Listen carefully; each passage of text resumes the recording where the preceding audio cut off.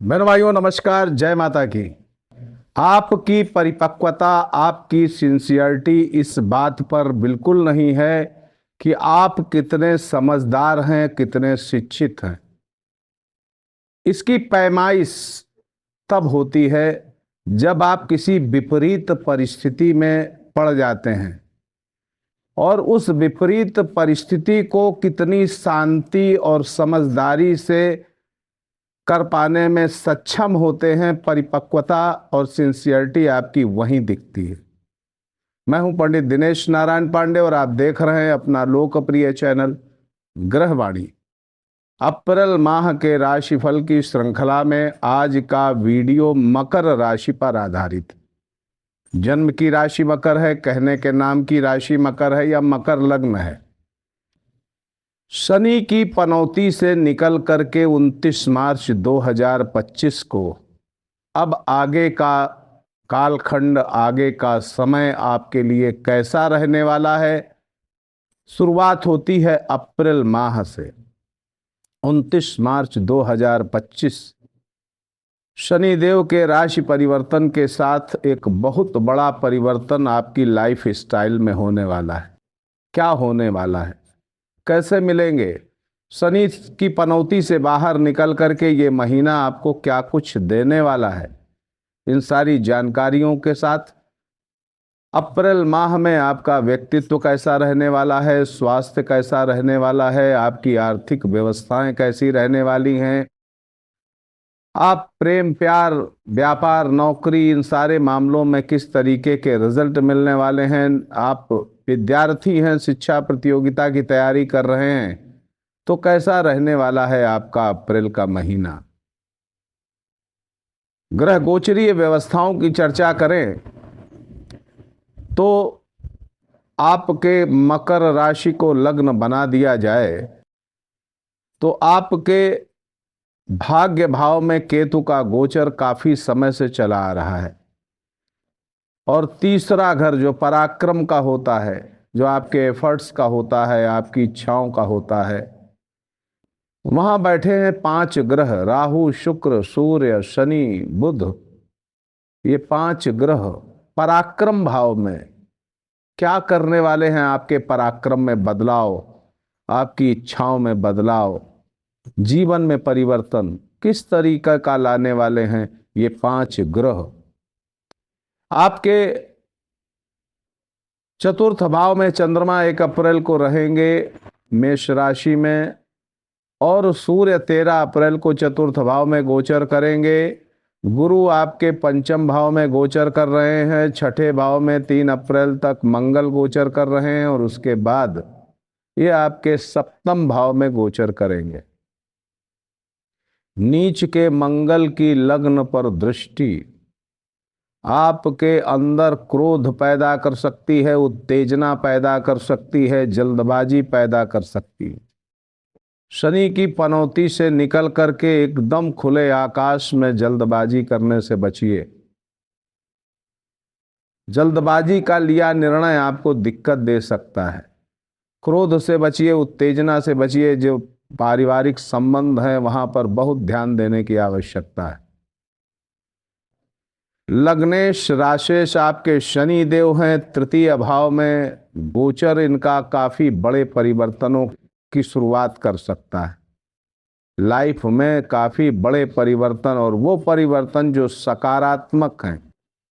जहां अभी तक आप शनि की 7.5 की कैद से मुक्त हुए हैं, वहीं आगे खुला आकाश आपकी सफलताओं के लिए आपका इंतजार कर रहा है।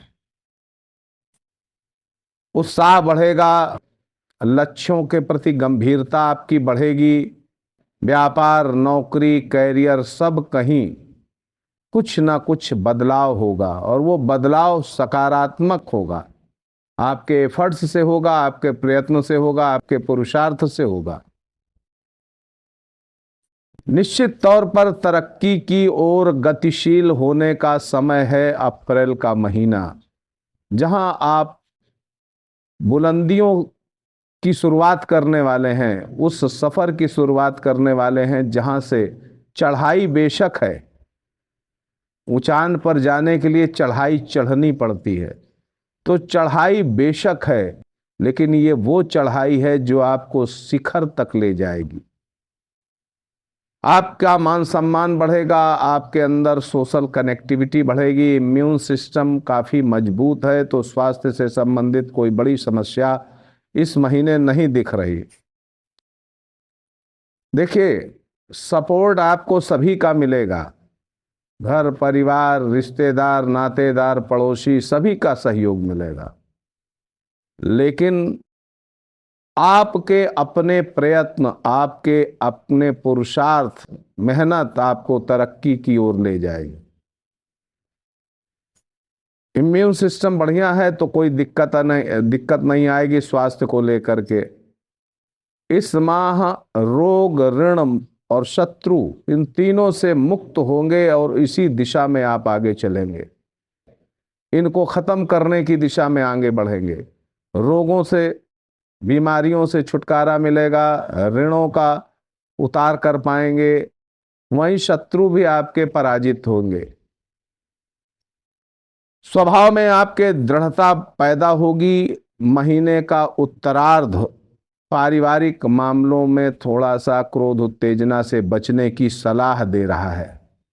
आर्थिक व्यवस्थाओं को देखें तो इस महीने कई तरह से आर्थिक लाभ आपके बढ़ सकते हैं। अर्थ संचय भी होगा, बिल्कुल पक्की बात है। सेविंग भी होगी। व्यवसाय में निश्चित तौर पर प्रगति कर पाएंगे। नौकर चाकर, वाहन, पालतू पशु के व्यापारी हैं, फायदे में रहेंगे। मैन पावर सप्लायर हैं, फायदे में रहेंगे। जमीन जायदाद का काम करते हैं, प्रॉपर्टी का काम करते हैं, फायदे में रहेंगे। लाभेश मंगल का शनि से पंचम नवम का योग ये बता रहा है कि मिलना सब कुछ है, लेकिन बहुत मेहनत करनी पड़ेगी, बहुत परिश्रम करना पड़ेगा, आसानी से नहीं मिलेगा। बहुत मेहनत करनी पड़ेगी, तब आप हर चीज हासिल कर पाएंगे। और खुशी इसी बात की है कि हासिल कर लेंगे। मेहनत आपकी बेकार नहीं जाएगी, जाया नहीं होगी। इस माह आपको आकस्मिक लाभ मिलेंगे, दूर दराज के क्षेत्रों से लाभ मिलेंगे। अगर आप कहीं बाहर रहते हैं, जन्म स्थान से दूर रहते हैं, काफ़ी अच्छे फायदे आप कमा पाएंगे। वहीं नौकरी करते हैं तो नौकरी में भी काफ़ी अच्छे फायदे मिल पाएंगे। अपना मन चाहा स्थानांतरण भी आप करा सकते हैं। इस माह अनावश्यक खर्चों पर आप अपना नियंत्रण कर लेंगे। अनावश्यक खर्चों से आप नियंत्रण कर लेंगे। और वहीं पर अगर आपके ऊपर ऋण हैं, कर्जे हैं, तो उनसे आप मुक्त होने की दिशा में कुछ ना कुछ सकारात्मक कार्य करेंगे। भूमि, भवन, वाहन, जमीन जायदाद और माता पिता से जुड़ी कुछ परेशानियां अभी भी बनी रहेंगी इस माह। थोड़ी बहुत पारिवारिक अशांति का सामना भी करना पड़ेगा इस माह। पूरी तरह से अभी शनि के छाया से आप मुक्त नहीं होंगे, कम से कम 1 महीना। लेकिन अब सकारात्मक दिशा में आपकी गति हो जाएगी। व्यापार को देखें तो प्रगति के पूरे आसार हैं। स्थितियां व्यापार में निरंतर परिवर्तनशील बने रहेंगी, लेकिन जब महीने के अंत में आप पिछले समय का कैलकुलेशन करेंगे तो आप व्यापार में अपने आप को लाभ में पाएंगे, हानि में नहीं। मेडिकल फील्ड से जुड़े हुए विशेष लोगों को फायदा इसलिए हो सकता है क्योंकि सप्तम भाव में कर्क राशि का मंगल मेडिकल फील्ड से जुड़े लोगों को काफ़ी अच्छे फायदे दिला देता है। नौकरी में देखें तो पहले से चली आ रही जो परेशानियां हैं उनमें काफ़ी आपको राहत मिलने वाली, यानी पीछे की परेशानियों का सारा समाधान हो जाएगा। सहकर्मी, उच्चाधिकारी आपको सामान्य रूप से सपोर्ट ही करेंगे। पदोन्नति के अवसर भी बन सकते हैं, महीने की शुरुआत में ही ऐसा हो सकता है। मान सम्मान बढ़ेगा, लेकिन कार्य क्षेत्र में लापरवाही, क्रोध और उत्तेजना इनसे आपको बचना पड़ेगा, क्योंकि मंगल सप्तम भाव में बैठ करके पहली दृष्टि डाल रहा है, चतुर्थ दृष्टि आपके कर्म क्षेत्र में। तो कर्म क्षेत्र में उत्तेजना से इससे बचना चाहिए। प्रेम संबंधों के लिए ये महीना अच्छा है, खराब नहीं है। कुछ नए प्रेम प्रस्ताव भी मिल सकते हैं, जो प्रेम में अभी नहीं पड़े हुए हैं उनको नए प्रेम प्रस्ताव मिल सकते हैं। वैवाहिक जीवन के लिए कुछ कम अच्छा है, कुछ मत भिन्नताएं बनी हुई हैं और अभी बनी ही रहेंगी, कोई खास उसमें परिवर्तन नहीं दिख रहा है। शिक्षा प्रतियोगिता की तैयारी कर रहे विद्यार्थियों के लिए देखा जाए तो परीक्षा परिणामों को लेकर के कुछ आपके अंदर बेचैनी हो सकती है, कुछ मानसिक बेचैनी और कन्फ्यूजन्स भी हो सकते हैं। कहाँ पर मेहनत की जाए, कहाँ पर कैसा क्या किया जाए, कौन सी पुस्तकें पढ़ी जाएं, इत्यादि इत्यादि को लेकर के काफ़ी कन्फ्यूजन्स हो सकते हैं। वहीं वैकेंसीज को लेकर के आपके मन में जल्दबाजी हो सकती है, कैसे क्या किया जाए। लेकिन अंततः देखा जाए तो आपको परीक्षा के परिणामों में सफलता मिलने वाली है। इस महीने अगर रिजल्ट आते हैं तो काफ़ी उम्मीद है आप लोगों की, अगर जन्म कुंडली सपोर्ट कर रही है तो परीक्षा के परिणाम आपके हक में ही आएंगे।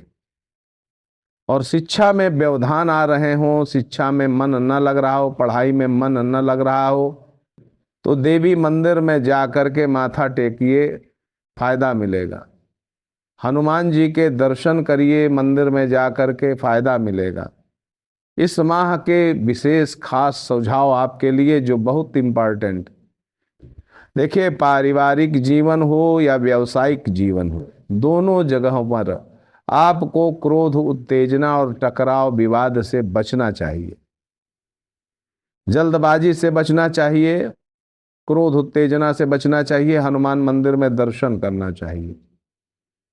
सरकार से जुड़े हुए कोई मामले आपके जीवन में हैं तो वहां पर अब लापरवाही ना करके वहां उन मामलों को अपने हक में कराने के लिए एक्टिव हो जाइए।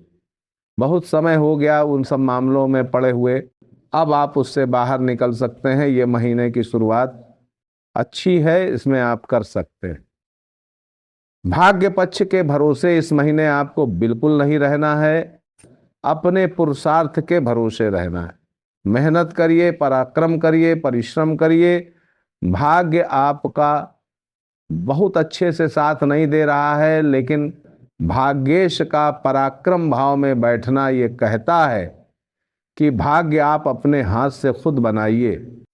तो मेहनत करिए, परिश्रम करिए, पराक्रम करिए, रिजल्ट आपके हक में आएंगे, ये अप्रैल का महीना कहता है।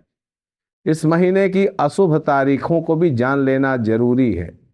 देखिए 2 तारीख, 3 तारीख, 9, 10, 13, 19, 20, 24 और 28 ये तारीख है चंद्र दृष्टि से कुछ कम अच्छी हैं, तो यहाँ थोड़ा सा सावधानी की जरूरत रहेगी।